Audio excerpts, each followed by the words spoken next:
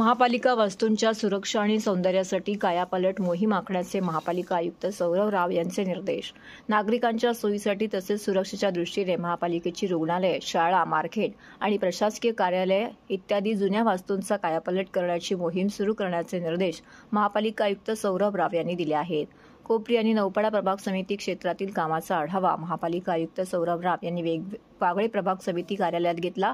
त्यावेळी नौपाडा प्रभाग समिती कार्यालयाची नवीन इमारत, कोपरी उपसमिती प्रभाग कार्यालयाच्या इमारतीची दुरुस्ती या दोन्ही गोष्टी प्राधान्याने हाती घेण्यात याव्यात, त्याचा प्रस्ताव जलद गतीने सादर करून आचारसंहिता पूर्ण झाल्यावरती त्यांच्या मंजुरीची निधीसाठीची प्रक्रिया पूर्ण करावी। नागरिकांना चांगले प्रशासकीय कार्यालय मिळणे आवश्यक असल्याचंही राव यांनी म्हटलं।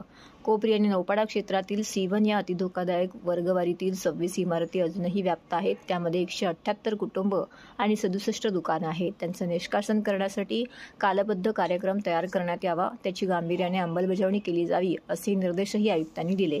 तत्पूर्वी परिमंडळ उपायुक्त शंकर पाटोळे आणि सहाय्यक आयुक्त सोपान भाई यांनी कोपरी नौपाडा प्रभाग समिती क्षेत्रातील सादरीकरण केले।